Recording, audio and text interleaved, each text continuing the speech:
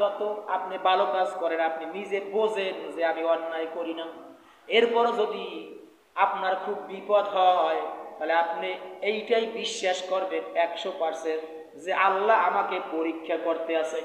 আল্লাহু আকবার। আইয়ুব আলাইহিস সালাম একজন নবী। এই নবীরে কেন আল্লাহ এত রোগ দিলেন, কারণটা কি আমরা তো বুঝি না। আল্লাহ পাক আইয়ুব আলাইহিস সালামকে একদিন দুই দিন নয়, আইয়ুব আলাইহিস সালামের চেহারা অত্যন্ত সুন্দর, কাঠামো দেহ ছিল। আইয়ুব আলাইহিস সালাম একদিন দুই দিন নয় 18 বছর রোগে ভুগছে, এমনকি শরীর পচে গেছে। কি হয়েছে? শরীর পচে গেছে। আমাদের তো জ্বর হইলি বা একটু যদি পাতলা পায়খানা হয় তাইলি শেষ। 18 বছর রোগে ভোগার পরে শরীর পচে পচে এই সমস্ত শরীরে কীট হয়েছে, মানে পোকায় ধরেছে। আইয়ুব আলাইহিস সালাম তবু আল্লাহর স্মরণ থেকে 1 সেকেন্ডের জন্য বিরত থাকেন না। একবার আল্লাহু আকবার। কেমন নবী, কেমন তার ঈমান, কেমন তার ধৈর্য। এক পর্যায়ে যখন জিহ্বায় যখন পোকা ধরা শুরু করলো, আইয়ুব আলাইহিস সালাম আল্লাহর কাছে বললেন, রব্বুল আলামিন, আয় আল্লাহ গো, আমার জিহ্বাটাকে ভালো রেখে দেন। আল্লাহর সাথে তার কত কানেকশন আপনি চিন্তা করেন। আমার জিহ্বাটাকে ভালো রেখে দেন, আমি যেন আপনার নাম এই মুখ দিয়ে যেন আমি উচ্চারণ করতে পারি, আপনার নাম যেন উচ্চারণ করতে পারি।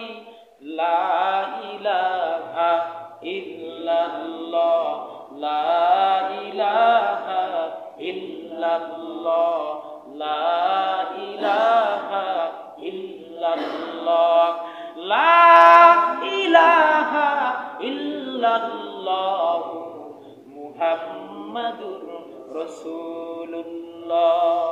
একটু জিকির করে দেখেন একা একা, জিকিরে যে কত মজা তা পৃথিবীর কোন মানুষকে বোঝানো যাবে না যে আল্লাহর নামে যে কত মজা।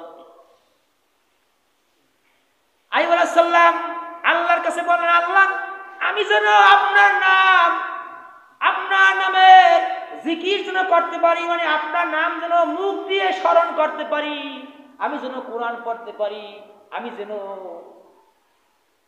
কোরআনের ব্যাখ্যা বিশ্লেষণ করতে পারি, আপনার সাথে কোরআনের মাধ্যমে যেন কথোপকথন করতে পারি, কথা বলতে পারি, আমি যেন আপনার তাসবিহ পাঠ করতে পারি, আমি যেন আপনার নাম মুখ থেকে স্মরণ করতে পারি।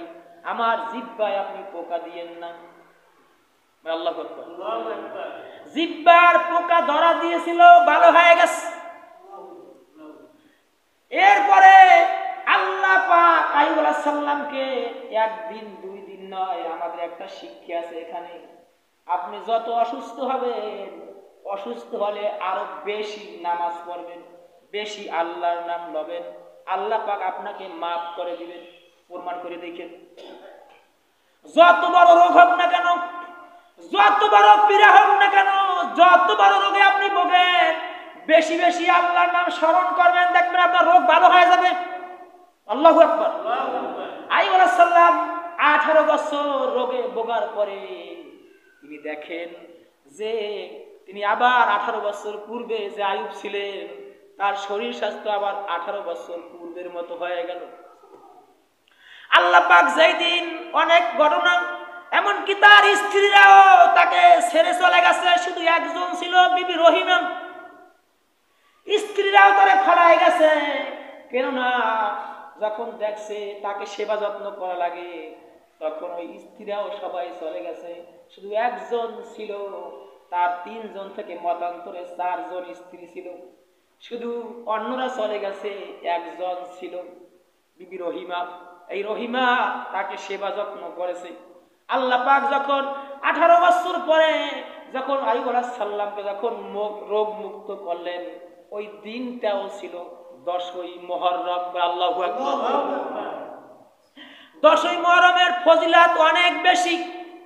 আমরা যদি আল্লাহর কাছে মুহররমের 10 তারিখে নামাজ পড়ে কাকুতি মিনতি করে, আপনি যে আশা করবেন আমি গ্যারান্টি দিলাম যদি ফল না হয় তাহলে বলবেন হুজুর কোরআন হাদিস মিথ্যা। আপনি বাস্তব প্রমাণ করেন। আল্লাহর কাছে ডাকার মতো ডাকলে খোদা কেমনে শোনে না, ডাকার মতো ডাকলে আল্লাহ পাক অবশ্যই শোনেন। আল্লাহ পাক আইয়ুব আলাইহিস সালামকে 18 বছর পরে রোগ মুক্ত করে। 18 বছর পূর্বের যে যুবক ছিল তার শরীর স্বাস্থ্য সেরকমের হয়ে গেল। বিবি রহিমা তিনি আর চিনতেই পারলেন না ঘটনাটা কি, এত সুন্দর চেহারা হয়ে গেছে। বিবি রহিমা তাকায় দেখে ঘটনাটা কি, তার শরীর ছিল পোকা গায়ে পছন্দ হয়েছে। আর এত সুন্দর শরীর কারণটা কি, কোন পুরুষ ব্যান ধরে আমার ইজ্জত সম্মান নষ্ট করার জন্য বুঝি আমার কাছে আসতে আছে। তখন আইয়ুব আলাইহিস সালাম বলেন, বিবি রহিমা আমি সেই আইয়ুব, আল্লাহ পাক আমাকে রোগ মুক্ত করেছে, তুমি আমাকে একটু ভালো করে দেখো যে আমি আগের মতো হয়ে গেছি। বলে সুবহানাল্লাহ। আইয়ুব আলাইহিস সালামের আয়াতটা রোগ মুক্তির পরে সবচাইতে করুণ ঘটনা হচ্ছে আইয়ুব আলাইহিস সালাম ওই দিন ভোর রাত্রে এত জোরে আল্লাহর নাম বলে, এত জোরে কান্না করতে আছে, এত জোরে চিৎকার দিল, এলাকার সমস্ত মানুষ চলে আসলো তার কাছে।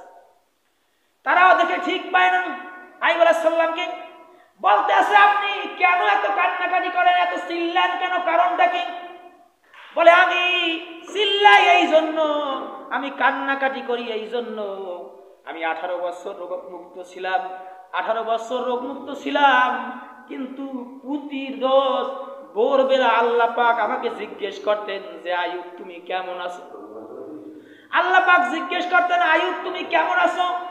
আজ আমি রোগ মুক্ত হওয়ার পরে আজকের আর ভোর রাত্রে আল্লাহ পাক আমাকে জিজ্ঞেস করে নাই আইয়ুব তুমি কেমন আছো। এই জন্য আমি এই দুঃখে আমি কান্দি।